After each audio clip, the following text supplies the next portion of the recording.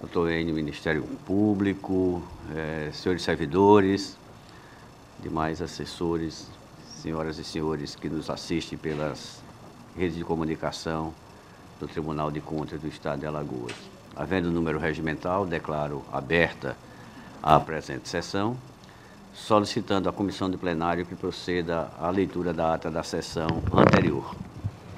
Ata da 15ª Sessão Ordinária do Pleno do Tribunal de Contas do Estado de Alagoas. Aos 30 dias do mês de maio do ano de 2023, no plenário das sessões do Tribunal de Contas do Estado de Alagoas, sob a presidência do excelentíssimo senhor presidente Fernando Ribeiro Toledo, reuniram-se os senhores conselheiros: conselheiro Otávio Lessa de Geraldo Santos, conselheira Rosa Maria Ribeiro de Albuquerque, conselheira Maria Cleide Costa Bezerra, conselheiro Rodrigo Siqueira Cavalcante e conselheira Renata Pereira Pires Calheiros, além da senhora conselheira substituta Ana Raquel Ribeiro Sampaio Calheiros, conselheiro substituto Sérgio Ricardo Maciel e conselheiro substituto Alberto Pires Alves de Abreu. O Ministério Público de Contas esteve presente, representado pelo procurador Enio Andrade Pimenta. Havendo quórum regimental e diante da presença do Ministério Público de Contas, o excelentíssimo senhor presidente declarou em nome de Deus aberta a sessão, solicitando a leitura da ata da sessão anterior, que foi aprovada. Em seguida, foi votada e aprovada a Resolução Administrativa número 2 de 2023 por unanimidade entre os presentes. Na hora do expediente, foi realizado pela DTI o sorteio referente à redistribuição dos processos de contas de gestão, bem como das entidades de administração indireta que se encontravam distribuídos aos conselheiros substitutos, conforme previsão no ato normativo 18 de 2023. Em seguida, passou-se à ordem do dia. Relator o conselheiro Otávio Lessa de Geraldo Santos, TC 12.134/2015, aprovado acórdão 44. Relator o conselheiro Rodrigo Siqueira Cavalcante, TC 5674/2021, retirado de pauta. Relator o conselheiro substituto Alberto Pires Alves de Abreu, TC 11.976/2015, aprovado acórdão 45. Encerrada a ordem do dia, nem havendo quem quisesse fazer uso da palavra, o excelentíssimo senhor conselheiro presidente encerrou a sessão, convocando a todos para a sessão extraordinária que acontecerá em seguida. Discussão ata. Não havendo contestação nem impugnação, considero-a aprovada. Foi encaminhada, eu acho que não tem nenhuma resolução para ser votada, nem tem uma vai ser lida. É nova que está sendo encaminhada hoje, né? Por favor. Por favor. Resolução normativa de relatoria do conselheiro Otávio Lessa de Geraldo Santos altera a redação do artigo 2º da Resolução Normativa número 2 de 2020, de 4 de março de 2020, que regulamenta a assistência à saúde no âmbito do Tribunal de Contas do Estado de Alagoas. Essa resolução foi distribuída com todos os senhores para que a gente possa fazer, durante o período de avaliação, algum juízo crítico sobre ela. Concedo a palavra a Vossas Excelências na hora do expediente.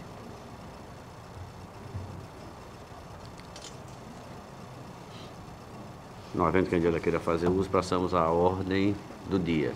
Pela ordem para relatar, conselheiro Otávio. Senhor presidente, senhoras conselheiras, senhores conselheiros, doutor Enio, aqui representando o Ministério Público.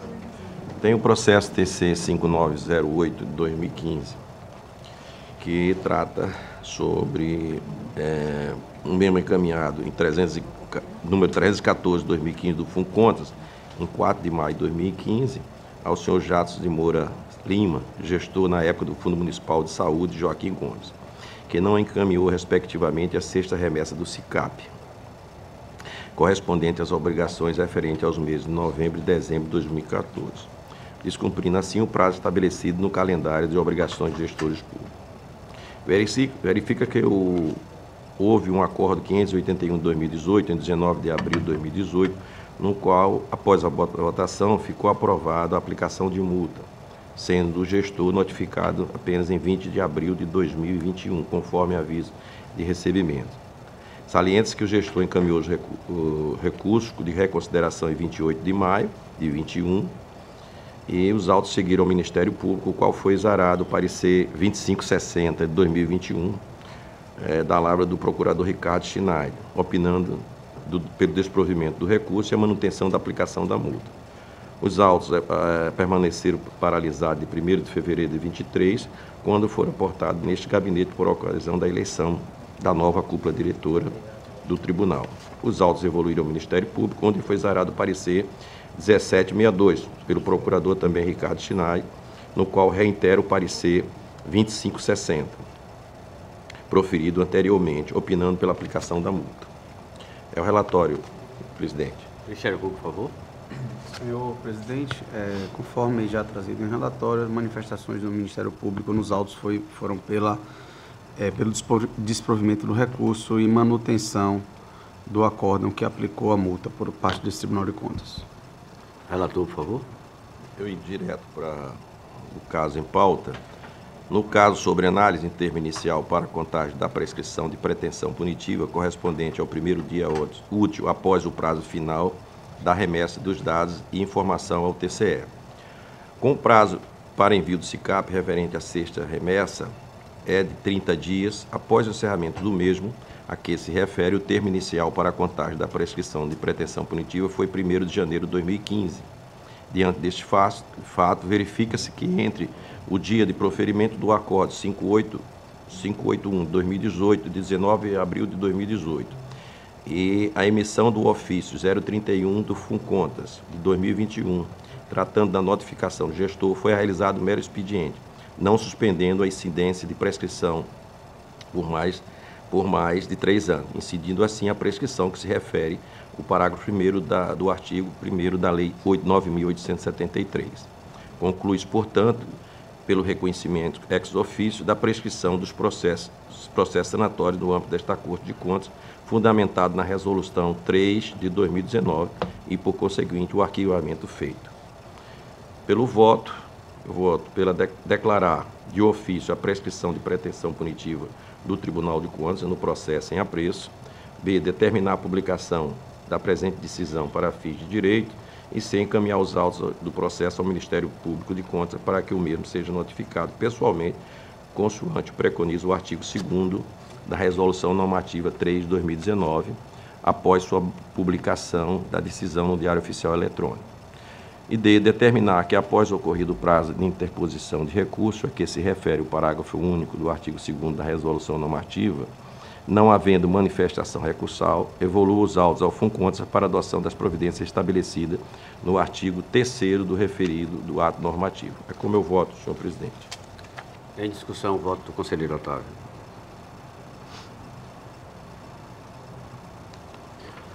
Encerro a discussão, submeto à votação.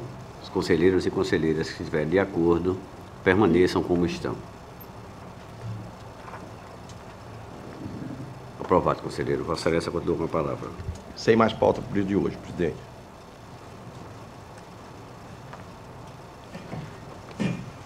Dando as boas-vindas à conselheira Rosa, que acaba de chegar. Pergunta a Vossa Excelência se já está apta a votar. Então, com a palavra, pela ordem, para relatar a conselheira Rosa.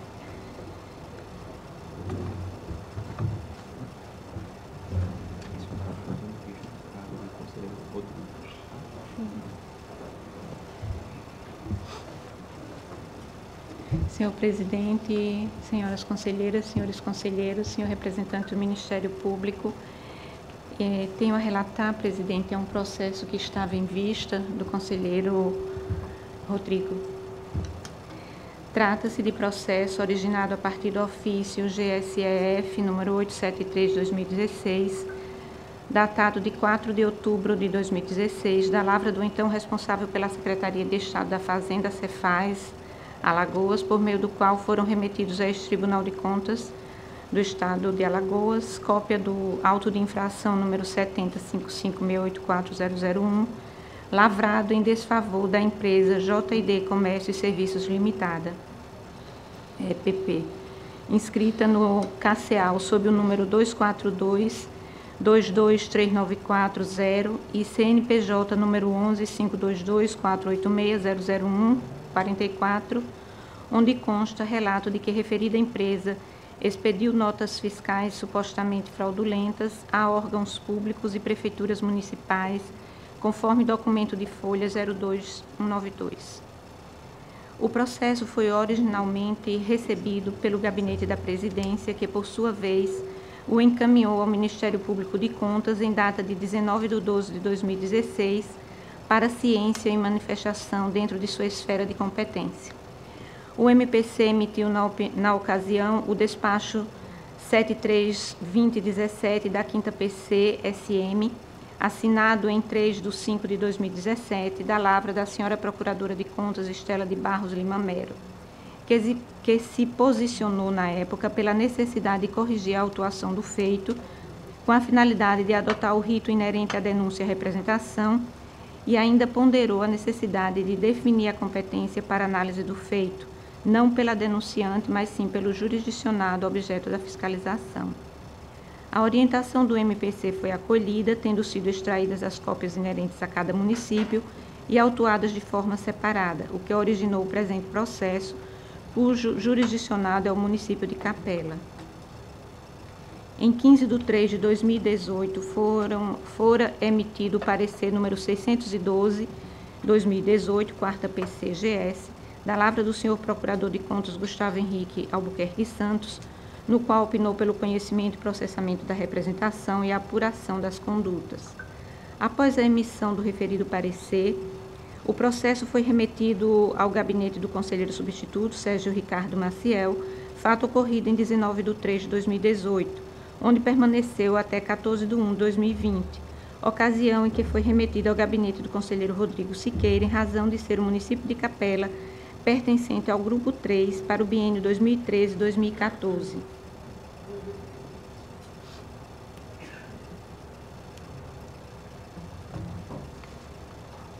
Em razão do lapso temporal verificado entre a instauração do processo e o recebimento no gabinete do citado conselheiro relator, este entendeu por bem remeter os autos novamente ao MPC para nova análise. Em sua segunda análise, o órgão ministerial emitiu, em data de 20/9/2022, o parecer número 3070/2022, 2ª PC-PB, por meio do qual ponderou à luz do novo posicionamento do TCE-AL acerca da incidência da prescrição e opinou pela aplicação da súmula 01 de 2019, com o consequente arquivamento do processo. Na sessão do dia 6/10/2022, Sua Excelência, o eminente relator, apresentou voto no sentido do processamento da representação, considerando que se trata de possível dano ao erário que decorre de dolo do agente, de modo que não estaria sujeito à incidência da prescrição. Diante da divergência entre o posicionamento do MPC no parecer mais recente e o voto do eminente relator, pedimos vistas dos autos a fim de analisarmos com mais vagar a questão relativa à incidência do Instituto da Prescrição no caso em apreço. É o relatório no essencial. O Ministério Público, por favor. Senhor presidente, já houve manifestação ministerial por ocasião do voto do relator, só apenas reiterar que a manifestação se deu nos autos por intermédio do parecer 3070/2022, onde foi firmado o entendimento de que teria ocorrido tanto a prescrição da pretensão punitiva quanto ressarcitória nos termos da legislação em vigor. Tem-se no caso em apreço que, em apuração de rotina da Secretaria de Estado da Fazenda, a Cefaz-AL, foi identificado que a empresa JID Comércio e Serviços Limitada, EPP, teria emitido inúmeras notas fiscais graciosas, ou seja, relativas a produtos que, em verdade, jamais foram vendidos em favor de vários entes públicos, dentre eles o município de Capela. Na primeira análise, feita pelo então responsável pela 4ª Procuradoria do Ministério Público de Contas, onde opinou no sentido do conhecimento e processamento da representação, enquanto na segunda e última, realizada pelo responsável da 2ª Procuradoria do MPC, entendeu-se pelo arquivamento do feito em razão da incidência da prescrição nos termos da súmula 1/2019 desta Corte de Contas. O eminente conselheiro relator apresentou voto no sentido do processamento da representação, com a consequente remessa do feito à diretoria técnica responsável, a fim de que seja apurada a ocorrência do dano ao erário, considerando a verificação do elemento dolo, à luz das peculiaridades do caso. Pois bem, após uma detida análise do feito, me convenci de que, não obstante o respeitável posicionamento adotado pelo eminente relator em seu voto, o mais consentâneo é acompanhar o entendimento firmado pelo Ministério Público de Contas, por intermédio da 2ª Procuradoria de Contas, no sentido de promover o arquivamento do feito, considerando a incidência do Instituto da Prescrição, especialmente em razão das disposições constantes da Resolução Normativa 13 de 2022. É de se registrar por oportuno que o entendimento aqui deferido por esta conselheira é o mesmo que foi sustentado pelo conselheiro relator por ocasião do julgamento do processo TC número 7885 de 2006, em que apresentou voto divergente que se sagrou vencedor no sentido de promover o arquivamento do feito, em razão da incidência da prescrição, expedindo, todavia, ofício ao Ministério Público Estadual, a fim de que, dentro de seu juízo de valor, adote as providências cabíveis dentro de sua esfera de competência. Diante de todo o acima exposto, apresento voto divergente no sentido de determinar o arquivamento do feito em razão da incidência da prescrição, determinando, todavia, a expedição de ofício ao Ministério Público Estadual, a fim de que adote as providências que entender cabível à luz da legislação aplicável à espécie. É como voto, presidente. Havendo voto divergente, eu pergunto ao relator originário se faz alguma consideração.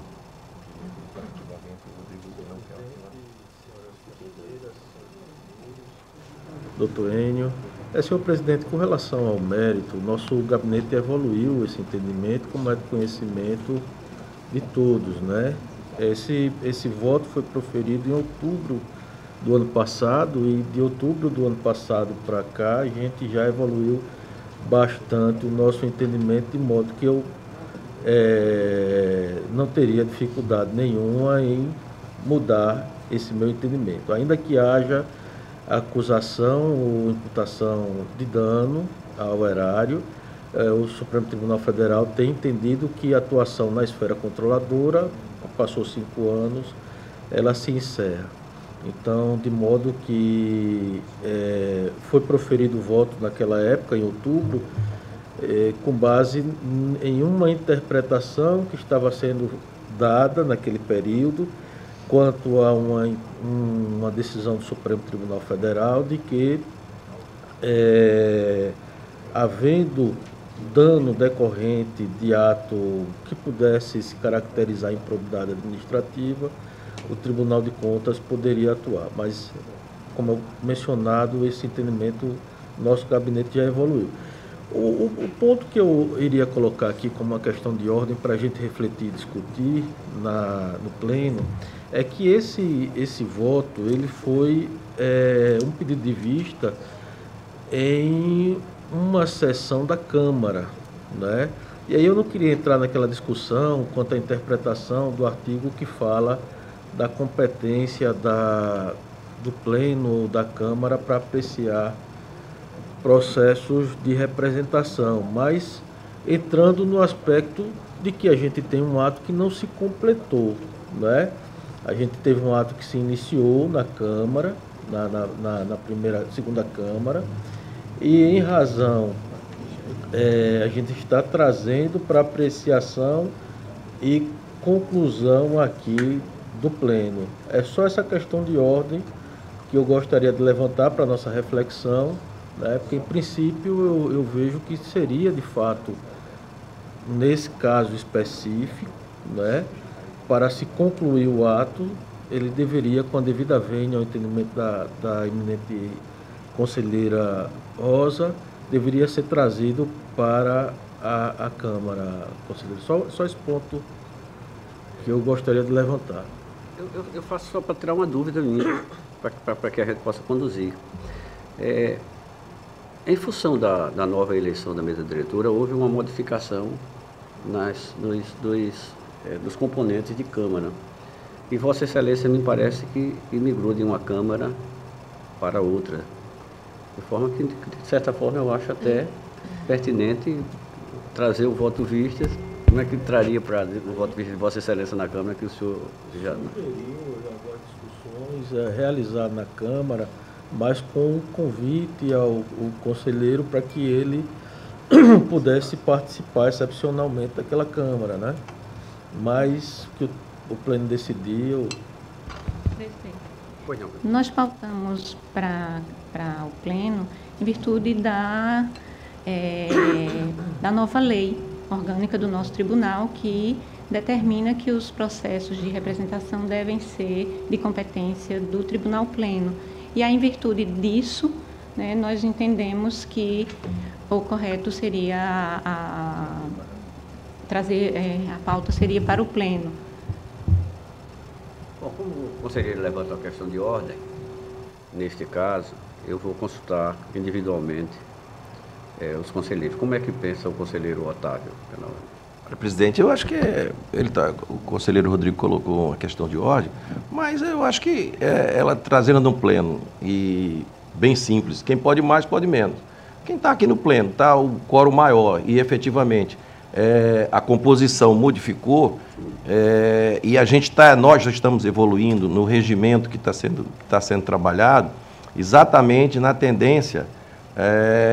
O conselheiro Rodrigo continua nesse entendimento, mas a evolução e também a nova lei que foi aprovada, a tendência é que, mesmo a gente achando que seria melhor essa divisão, mas aí existe a lei que foi para trazer para o pleno, a tendência é que a gente possa, nesse regimento, a gente ratificar o que a lei está dizendo, óbvio, e o nosso entendimento, até o conselheiro indeterminado, eu vou me render realmente, ele tem um outro entendimento, eu também acho, em termos de agilidade, as câmaras poderiam dar mais agilidade, mas está lá posto na lei e a gente vai cumprir o que a lei está colocando, e a gente está dentro do regimento que a gente está concluindo. A proposta que vai trazer aqui para o pleno é exatamente a manutenção que seja feita no pleno, que é o que a lei determinou. Eu acho que isso é o entendimento. Nós temos também outros processos que são da relatoria do conselheiro Rodrigo, sim, e que nós pedimos vista, inclusive fizemos uma comunicação ao gabinete para que ele pudesse vir participar da Câmara, mas infelizmente por um motivo superior eu não pude comparecer e infelizmente não pôde acontecer a sessão com a presença do conselheiro para a devolução desses processos de Câmara, quando nós compunhamos a mesma Câmara. Mas que nós fizemos desta forma, e com relação a esse especificamente, como havia a determinação legal de que a representação deveria ser apreciada pelo pleno, nós pautamos para o pleno. Vamos pensar. Maria Cleide. Para atender a questão de ordem, só para... Sim, presidente. Como existe também essa situação que ela estava em uma Câmara diferente, mudou os componentes da Câmara, né? Eu entendo, conselheiro Rodrigo, que podemos atuar aqui no pleno, até por conta também dessa nova legislação, né, na lei orgânica. Eu entendo que não tem nenhum prejuízo que seja julgado aqui no pleno. Como pensa a conselheira Renata? Senhor presidente, como já discutido anteriormente, também tenho esse entendimento. O que existe hoje na nova lei é que seja levado ao pleno. Mas eu acredito que a melhor forma de se encaminhar o processo seria passando primeiramente pela Câmara e no recurso o pleno, a ser tratado no regimento. Também. Então fica vencida a posição do conselheiro, a questão de ordem, e a matéria será apreciada no pleno. Todavia, para a votação, Vossa Excelência então encampa a decisão que traz a conselheira Rosa, é isso? Isso. Então eu encerro a discussão e coloco em votação. Os que estiverem de acordo com os votos trazidos pela conselheira Rosa, encampado pelo conselheiro originário, permaneçam como estão. Aprovado o voto de Vossa Excelência. Continua com a palavra, conselheira. Desta forma, a minha pauta se encerra, presidente. Obrigada. Pela ordem para relatar, conselheira Maria Cleide. Presidente, eu solicito a inversão da pauta, para que possa votar por último. Conselheiro Rodrigo, então. Presidente, com relação ao voto, ao acórdão, eu entendo que, em encampando a nossa decisão, será por ele... Uma vez que foi encampado, pode Sim, pode ser encaminho para... Perfeito. Certo. Ok. Senhor presidente, senhores conselheiros, senhoras conselheiras, doutor Enio. Senhor presidente, eu trago para relatar inicialmente o processo TC 8328/2009, que se trata de um recurso inominado interposto pela primeira Procuradoria de Contas, subscrito pelo doutor Ricardo Schneider Rodrigues, em desfavor do acórdão de número 079/2023, que foi proferido pela primeira Câmara deste Tribunal e que determinou o registro tácito do ato aposentatório em foco em razão da aplicação da tese firmada pelo Supremo Tribunal Federal ao apreciar o tema 445 em repercussão geral, no sentido de, no mérito, pugnar pelo provimento desta resignação para anular o acórdão vergastado e, consequentemente, determinar a unidade técnica que finalize a instrução processual e apresente manifestação conclusiva quanto à legalidade ou ilegalidade do respectivo ato, nos termos do parágrafo 2º do artigo 74 da nova Lei Orgânica do Tribunal de Contas do Estado de Alagoas. Este é o relatório, senhor presidente. Ministério Público, por favor. Senhor presidente, trata-se de recurso apresentado pelo Ministério Público, tendo em vista o posicionamento do colega, no sentido de que seria imprescindível a realização de instrução por parte da diretoria técnica, em especial com servidores oriundos de quadro próprio, tendo em vista decisão recente do Supremo Tribunal Federal de que é uma etapa essencial ao processo de controle externo. De todo modo, como se trata também de uma matéria em que no âmbito do Supremo já existe o entendimento de decadência quanto à possibilidade do tribunal rever um ato de aposentação com mais de 5 anos no ingresso da Corte, eu ressalvo a minha opinião pessoal nesse sentido, de que no presente processo o tribunal já esgotou a sua ação de controle externo e que deveria, conforme já feito no acórdão que está sendo atacado no momento, ter o seu registro deferido tacitamente por parte desse tribunal, tendo em vista que não haveria efetividade em uma ação de controle que não tenha mais o efeito de eventualmente, se pudesse proporcionar uma correção no ato exarado. Então, em que pese o recurso apresentado pelo colega, minha opinião pessoal é no sentido divergente de que se deve manter o acórdão exarado. Relator, por favor. Presidente, inicialmente nós analisamos o cabimento do recurso,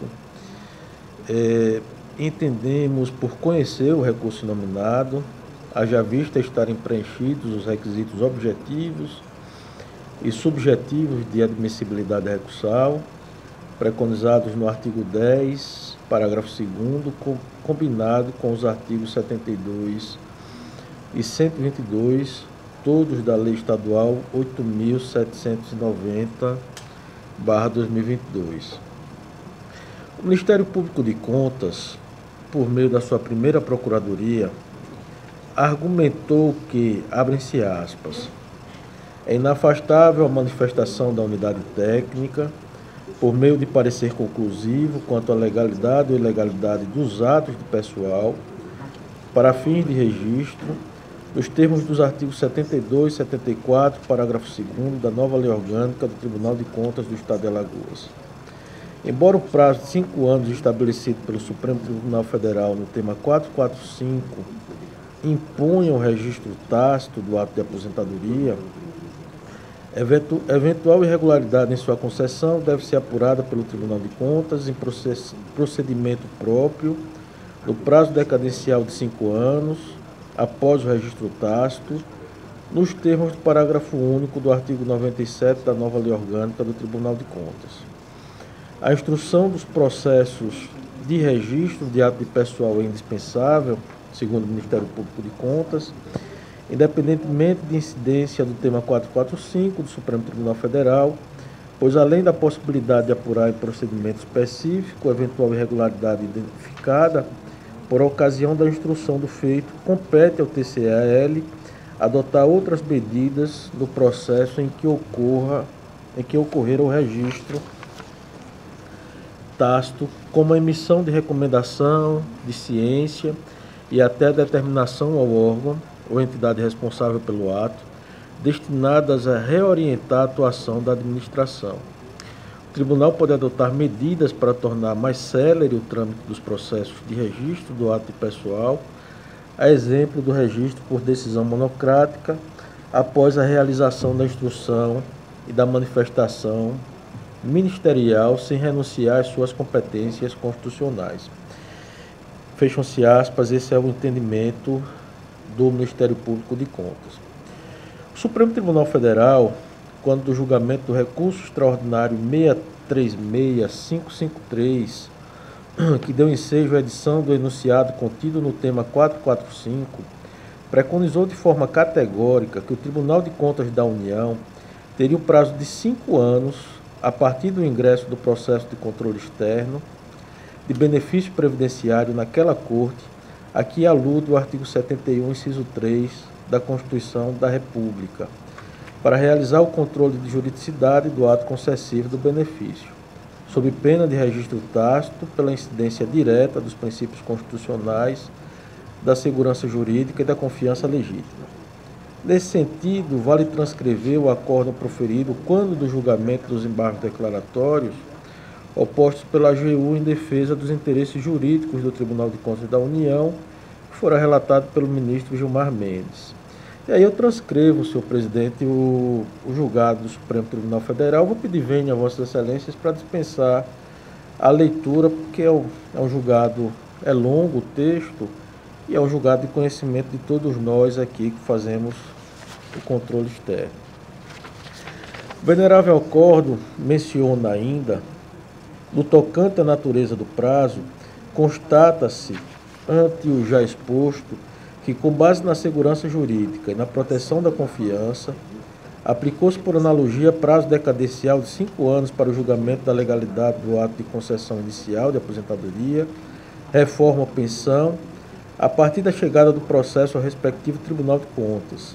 Trata-se de prazo ininterrupto, curto, que, uma vez atingido, faz com que o ato seja considerado tacitamente apreciado, isto é, tacitamente registrado. Não há de se falar, por consequência, na aplicação de eventuais exceções previstas justamente na Lei 9.784/99, cuja incidência foi afastada no julgamento de mérito. O acórdão deixa bem claro 2 pontos cruciais para o enfrentamento da questão posta pelo parquê. O primeiro, de que o decurso do prazo de 5 anos gera automaticamente o registro tácito do benefício previdenciário. E o segundo, o de que o prazo decadencial de 5 anos preconizado no artigo 54 da Lei Federal 9.784/99, que regulamenta o procedimento administrativo da União, para que esta possa rever os seus próprios atos, somente começa a fluir após o registro da aposentadoria, pensão, reforma pelo TCU, ou então advindo o registro tácito no TCU. Neste SPEC, no caso dos autos, em que pese o acórdão recorrido ter sido proferido na sessão da primeira Câmara do dia 18 de abril de 2023, no sentido de aplicar o tema 445, verifica-se que o registro tácito ocorreu em 2 de julho de 2014, data em que completou 5 anos de seu ingresso nesta Corte de Contas, de modo que o julgado da primeira Câmara do TCE-AL teve efeito meramente declaratório dos efeitos jurídicos que ocorreram há aproximadamente 10 anos. de modo que o prazo estabelecido no artigo 54 da Lei Federal de número 9.784, para que a administração pública possa rever seu ato, também transcorreu em autos. Seguindo esta linha de raciocínio, encontramos julgados do TCU, como podem ser observados dos abaixo transcritos. Aí eu peço vênia a Vossas Excelências para dispensar a leitura, mas eu posso citar como o acórdão de número 122, de relatoria do ministro Walton de Alencar Rodrigues, e o acórdão 1734/2023, de relatoria do eminente ministro Antônio Anastasia, ambos julgados nesse primeiro semestre de 2023. No mais, o parágrafo único do artigo 97 da nova Lei Orgânica do Tribunal de Contas, cuja invocação ao caso concreto foi feita pelo parquê, somente pode ser interpretado se entendermos que o prazo nele considerado está inserido no prazo quinquenal preconizado no tema 445, sob pena de realizarmos um alargamento indevido do prazo que os tribunais de contas dispõem para apreciar os atos de concessão de aposentadoria, em afronta direta ao citado enunciado da Suprema Corte. Porém, ainda que o entendimento do respeitável parquê de contas fizesse sentido, o que admitimos apenas para efeito de raciocínio, seu prazo teria se exaurido por completo ainda no ano de 2019, ano em que completou 5 anos da data em que ocorreu o registro tácito. Assim sendo, não restam dúvidas de que o registro tácito ocorreu em 2014, ou seja, há quase 10 anos, de modo que toda e qualquer função corretiva ou punitiva por parte desta instituição de controle externo fica completamente prejudicada pela incidência direta dos princípios constitucionais da segurança jurídica e da confiança legítima, e que a função pedagógica perdeu relevância em função do subsequente decurso do prazo quinquenal preconizado no artigo 54 da Lei Federal 9.784, para que a administração pública federal pudesse rever seu próprio ato. Por esta razão, com a devida vênia ao envio do feito novamente à unidade de auditoria governamental para fins de instrução, se revela a providência antijurídica por ser completamente vazia, desnecessária e antieconômica. De modo que eu estou trazendo o voto, senhor presidente, no sentido de conhecer do recurso, no entanto, para negar provimento ao mesmo. Em discussão, o voto do conselheiro Rodrigo. Encerra a discussão, submeto à votação. Os que estiverem de acordo... Pois não, conselheiro. É só uma observação. Esse voto proferido no processo 8328/2009, ele se aplica também ao processo 9015/2011. É a mesma temática, senhor presidente. Antes, porém, de votar, eu peço ao Ministério Público que se pronuncie com relação ao segundo processo. Manifestação no mesmo sentido, senhor presidente. Trata-se de situação semelhante. Portanto, eu encerro a discussão dos dois processos e submeto à votação. Os conselheiros e conselheiras que estiverem de acordo, permaneçam como estão. Aprovado, senhor conselheiro. Vossa Excelência continua com a palavra. Senhor presidente, eu trago para relatar na sequência o processo TC 5695/2001, que se trata de prestação de contas de gestão referente ao exercício financeiro de 2020 do Fundo de Transportes Urbanos do município de Maceió, cujo responsável é o senhor Antônio José Gomes de Moura. Documentação e análise foi protocolada nesta Corte de Contas no dia 27 de abril de 2021, por meio do ofício de número 0409/2021. Inicialmente, os autos foram submetidos à Diretoria de Fiscalização de Autarquia, Sociedade de Economia Mista e Fundações, DEFASENF, que elaborou o relatório de número 20/2022, apontando ao final o resultado da análise e as recomendações porém sem se manifestar conclusivamente acerca da regularidade das contas. Nos seguintes termos, abrem-se aspas, a presente prestação de contas deu entrada neste TC através do processo 5695/2021, em 30 de abril de 2021, portanto de forma tempestiva, enviada por meio do ofício de número tal. Foram encaminhados todos os documentos em observância à resolução normativa de número 01/2016.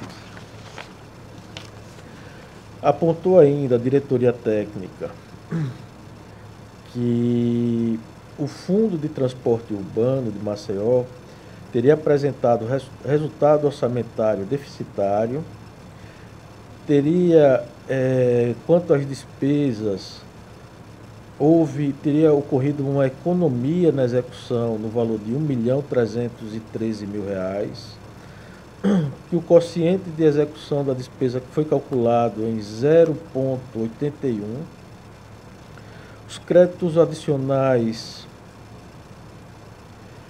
foram da ordem de R$ 3.915.000 e de R$ 100.000, sem, no entanto, indicar a origem dos recursos. Com relação ao resultado da execução financeira no exercício, esse teria sido positivo em R$ 307.000.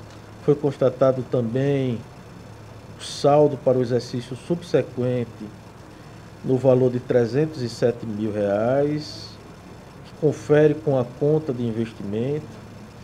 O resultado patrimonial apresentou superávit no valor de R$ 193.965. Análise do demonstrativo de fluxo de caixa, o valor da variação de caixa na tabela 26 igual ao valor total dos fluxos líquidos constantes na tabela. Quanto aos processos licitatórios, observamos que foi emitida a declaração de que não houve processo licitatório ao longo do ano de 2020. Esse é o relatório em síntese da Diretoria de Fiscalização Municipal, da DEFASENF. Na sequência, os autos foram encaminhados ao Ministério Público de Contas, que emitiu o parecer de número 1987/2022, entendendo não ser possível o julgamento de contas de gestão, nos seguintes termos, senhor presidente, abrem-se aspas, e aqui eu vou ler só o trecho que eu considero mais relevante. Menciona o Ministério Público que não houve apreciação de nenhum ato de gestão no relatório técnico. Em outras palavras, toda análise feita neste procedimento está contida na análise da prestação de contas de governo do chefe do Poder Executivo, exercício em questão. No entanto, o ordenador do presente processo TC não é o chefe do Poder Executivo e, consequentemente, tal agente não teria competência para prestar contas de governo. O julgamento do processo nessa fase procedimental configuraria um julgamento de contas de governo de autoridade que não tem aptidão de figurar no polo passivo do procedimento. Em razão do exposto, o Ministério Público entendeu não ser possível julgar as contas presentes de gestão do ordenador de despesa da unidade orçamentária referida. Este é o relatório, senhor presidente. Por favor. Senhor presidente, conforme trazido também relatório, houve manifestação do Ministério Público nos autos por intermédio do parecer 1987/2022, onde exposou seu entendimento no sentido de que a análise procedida nos autos foi análise meramente formal acerca dos aspectos contábeis, orçamentários e financeiros, sem que houvesse análise por parte da diretoria técnica, etapa necessária de instrução processual, de efetivos atos de gestão que pudessem ensejar no julgamento da referida prestação de contas. Em virtude disso, a manifestação foi no sentido de que, sem a devida instrução processual, não é possível a emissão de parecer de mérito, só ressaltando que esse parecer foi emitido ainda na vigência da lei orgânica anterior, antes da modificação, no sentido de que, em caso de preliminar, seria necessário a manifestação, o avanço no mérito. Então, Só para fazer esse registro de que o parecer foi dado ainda sob a égide da lei orgânica anterior. Relator, por favor. Presidente, a gente abriu um capítulo para tratar da preliminar levantada pelo Ministério Público de Contas. A gente identifica que tem patrimônio, né, tem recursos, houve movimentação de recursos. Então, muito embora a gente concorda com a baixa relevância para apreciação das contas, dessas contas que foram trazidas, a depender de uma futura normatização por parte do Tribunal de Contas, mas nós temos aqui elementos mínimos que justificam a análise e o julgamento de contas de gestão. Apesar de verificar que não houve nenhum contrato por se tratar de um fundo, né, o contrato é celebrado pela Secretaria, mas deixo consignado que, em razão dessa evolução pela qual passa o Tribunal de Contas, ficou prejudicado a análise quanto à destinação dos recursos, se todos eles foram destinados efetivamente ao aprimoramento e o melhoramento do transporte público municipal. Essa análise ficou, portanto, prejudicada. Na sequência, nós abrimos um outro capítulo em que pese a diretoria ter levantado alguns pontos de controle, alguns achados da auditoria, alguns apontamentos, nós deixamos de determinar a realização de citação ou chamamento em audiência do gestor para apresentar a defesa, exatamente em razão da baixa relevância da matéria que nos foi trazida nos apontamentos, nos achados, conjugada com a baixa relevância do objeto auditado, bem como em razão das mesmas não ensejarem a reprovação das contas de gestão. Razão pela qual nós deixamos de determinar a citação do gestor para apresentar a defesa. Com relação à documentação encaminhada, de fato, o gestor encaminhou toda a documentação preconizada na Resolução Normativa 01/2016, né? Quanto ao mérito, nós verificamos que a respectiva unidade orçamentária foi criada por meio da Lei 4.120/91, que possui como finalidade investir recursos especificamente na ampliação, melhoria e conforto do serviço de ônibus, na recuperação dos equipamentos do sistema de transporte público de passageiro. A Lei 6.977, que veiculou o orçamento anual do município de Maceió, fixou as despesas do fundo em R$ 320 mil. Desse montante, R$ 190 mil foram alocados na rubrica denominada Outras Despesas Correntes e R$ 130 mil foram alocados para investimentos.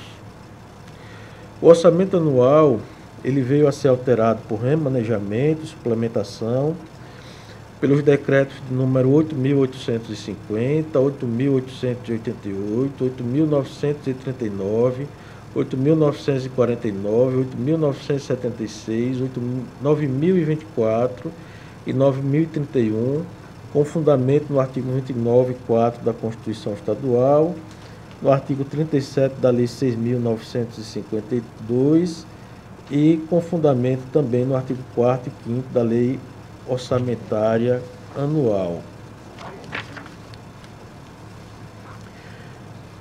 Destacamos que houve uma suplementação que gerou um acréscimo no orçamento do fundo de R$ 6.601.000 da dotação inicial, que passou, portanto, após a atualização, a ser de R$ 6.921.000. Destacamos que não houve a realização de qualquer processo licitatório. Na sequência, nós fizemos a análise da gestão orçamentária, financeira e patrimonial.